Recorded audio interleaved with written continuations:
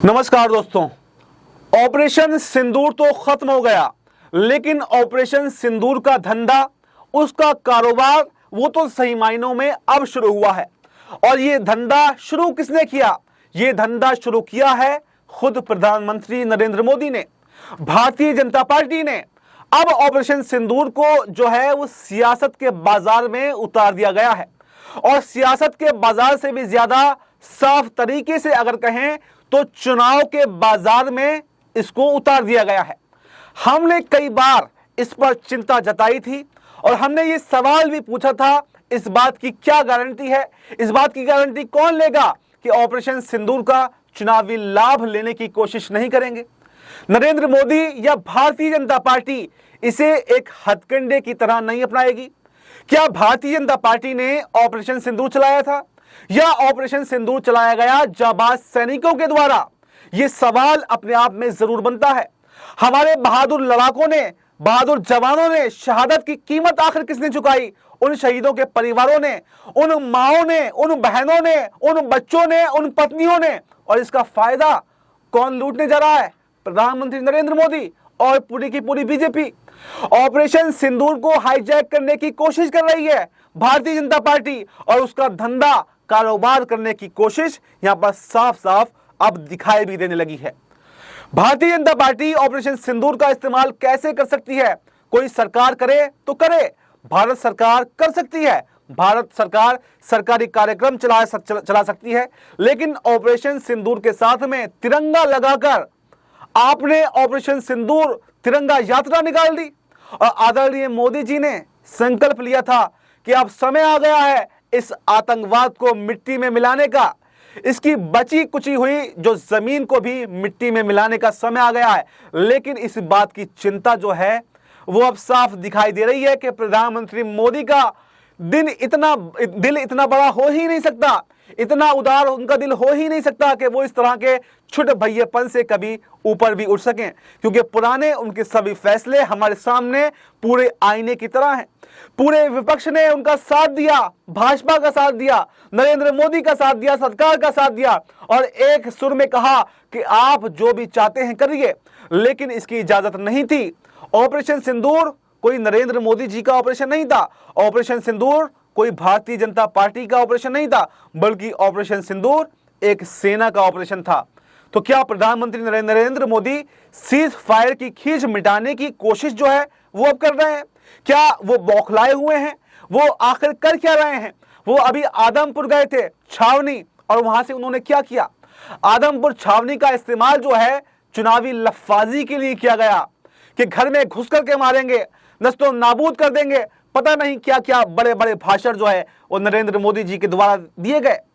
प्रधानमंत्री नरेंद्र मोदी के संबोधन जो है उससे आधा घंटा पहले ही यहां पर आपने देखा होगा डोनाल्ड ट्रंप ने क्या कहा कि सीज फायर हमने करवाया है, और उसके एक दिन पहले भी उन्होंने कहा कि सीज फायर हमने करवाया है, और एक बार और उन्होंने कह दिया कि सीज फायर हमने करवाया है, और हम इसके बाद में कश्मीर पर मध्य स्थिति भी करने जा रहे हैं। नरेंद्र मोदी जी की जबान जो उनकी बोली है वो इस पर बिल्कुल भी नहीं तो टूटी। पूरा विपक्ष पूछ रहा है, और इमरान मसूद जो कांग्रेस के सांसद हैं वो भी पूछ रहे हैं, वो कह रहे हैं कि क्या अमेरिका हमारा बाप है जो हमारे बीच में सीज फायर करवाएगा? लेकिन जिस तरह से उन्होंने वो बार बार इसका क्रेडिट ले रहे हैं, तो अपने आप में सवाल तो बनता है। नरेंद्र मोदी जी से एक शब्द नहीं निकला उनके मुंह से, और वो चले आए सेना के शौर्य का धंधा करने के लिए, सेना के शौर्य का कारोबार करने के लिए। जो सैन्य नैतिकता है वो इस सियासत की इजाजत नहीं देती है। ऐसा आखिर क्यों किया जा रहा है, और वो भी किसके द्वारा? सर्वोच्च पद पर बैठे हुए प्रधानमंत्री मोदी के द्वारा। अंतरराष्ट्रीय ताकतों के सामने तो उनकी घिक्की जो है वो लगभग बन जाती है। चीन का नाम आता है तो साफ साफ के चीन ने पाकिस्तान की मदद की तो पीछे से हट जाते हैं। सामने नाटक जरूर पाकिस्तान कर रहा था, लेकिन ताकत उसके पीछे चीन की थी। और डोनाल्ड ट्रंप ने कहा कि हमने इस पर समझौता करवाया है, तो चीन और अमेरिका जो है एक तरफ एक होकर कह रहा है कि युद्ध हमने रुकवाया है, दूसरा कह रहा है कि युद्ध हमने रुकवाया है, और पाकिस्तान जो है वो दोनों के बीच में पूरी तरह से खेल खेल रहा है। साफ साफ जिस तरीके से सीज फायर के ऐलान के बाद में चीन का बयान आया वो ये बताता है कि पाकिस्तान के पीछे वही था। लेकिन नरेंद्र मोदी जी की लाल लाल आंखें जो हैं वो चीन पर कुछ नहीं करती हैं, वो एकदम सफेद पड़ जाती हैं। और अमेरिका के सामने तो बिल्कुल कतई नहीं, वो एकदम सफेद पड़ जाती हैं। एक बार भी उन्होंने ये नहीं कहा कि डोनाल्ड ट्रंप जो है वो बकवास कर रहे हैं, वो झूठ बोल रहे हैं, या कम से कम भारत इसको स्वीकार नहीं करता है। इस पर किसी भी तरह का बयान यहां पर भारत सरकार या नरेंद्र मोदी जी के द्वारा नहीं आया। एक बार भी मोदी जी ने यह नहीं कहा कि ट्रंप ने जो कहा है कि हमने सीज फायर करवाया, इस बात में कोई दम नहीं है। अगर उन्होंने सीज फायर नहीं करवाया तो आपको बोलना चाहिए था, लेकिन आपकी खामोशी ये बता रही है कि ट्रंप कहीं ना कहीं ठीक बोल रहा है। आप चाहे जितनी भी खिल्ली उड़ा लें, आप चाहे जितनी भी बातें बना लें, लेकिन डोनाल्ड ट्रंप जिस कुर्सी पर बैठा हुआ है, उस कुर्सी पर बैठकर जो बातें कर रहा है उसको ना हल्के में लिया जा सकता है और ना हवा में उड़ाया जा सकता है।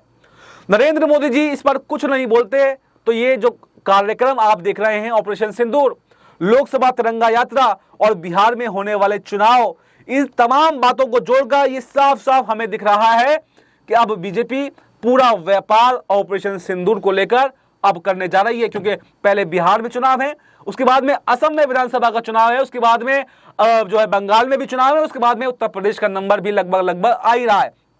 तो ये पूरी जो लिस्ट है वो बनकर अब तैयार हो चुकी है और हरियाणा की लिस्ट तो आई गई।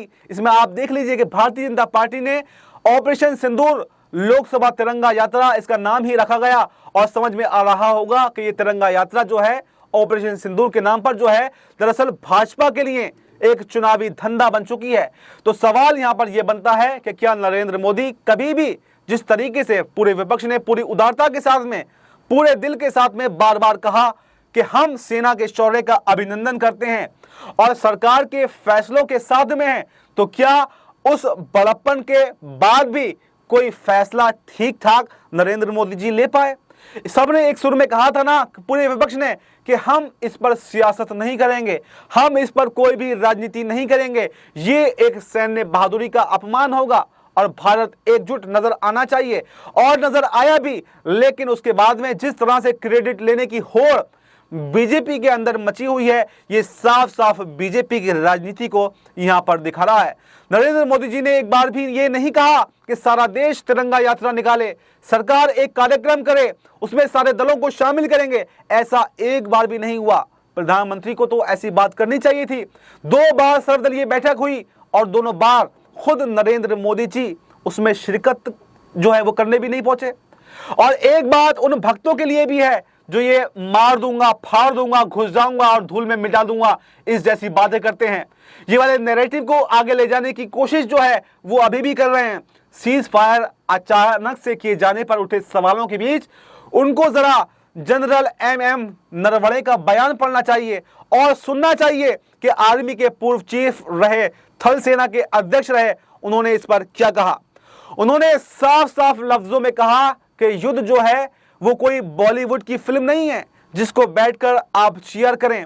नरेंद्र मोदी जी चीयर करने की कोशिश कर रहे हैं, उनके पीछे पीछे उनके पिछलग्गू जो है इस पर चीयर करने की कोशिश कर रहे हैं, लेकिन ये बॉलीवुड की कोई मूवी नहीं। उन्होंने साफ कहा कि ये जो लोग कह रहे हैं कि कराची ले लो, कोई कह रहा कि लाहौर ले लो, कोई कह रहा रावलपिंडी ले लो, ये इतना आसान नहीं है और इंटरनेशनल प्रेशर भी इतना ज्यादा होता है कि सभी चीजों को यहाँ पर साथ में लेकर के चलना पड़ता है। अगर ऐसे ही लेने वाली बातें होती तो फिर तो हम राजशाही में पहुंच जाएंगे, फिर लोकतंत्र कहां रह जाएगा। जैसे राजा दूसरे राज्य पर कब्जा कर लेते थे वही दौर में हम पहुंच जाएंगे। अगर इतना आसान होता तो हमसे शक्तिशाली जो चीन बैठा है वो कब का जो है आधे भारत को कब्जा चुका होता, पूरे पाकिस्तान को कब्जा चुका होता। लेकिन इंटरनेशनल प्रेशर भी कोई चीज होती है और इतना हलवा नहीं है। इसमें लाखों लोगों की जानें जाती हैं, हजारों लोग जो है घरों से बेघर हो जाते हैं, इसमें लाखों लोग सैनिक मारे जाते हैं और आम जनता जो है वो पिस पिस कर मर जाती है। कोई इतना आसान नहीं है। इसलिए तमाम तरीकों को देखकर जो है वो फैसले लिए जाते हैं और सेना, हमारी जांबाज सेना है, वो हर फैसले को लेने में कामयाब है। लेकिन जिस तरह से आपने देखा कि ऑपरेशन सिंदूर के नाम पर जैसा पहले अनुमान भी लगाया जा रहा था कि बीजेपी इसका क्रेडिट लेगी और ऑपरेशन सिंदूर तिरंगा यात्रा निकालकर ये साफ साफ बीजेपी ने बता दिया है कि क्रेडिट लेने की अगर बात आएगी तो वो ही सबसे आगे जो है खड़ी हुई दिखाई देगी। तो फिलहाल इस खबर में, इस रिपोर्ट में इतना ही। इस पूरी रिपोर्ट पर और बीजेपी की इस हरकत पर आपकी क्या राय है? कमेंट बॉक्स में अपनी राय जरूर दें और फिलहाल हमें दीजिए इजाजत। नमस्कार।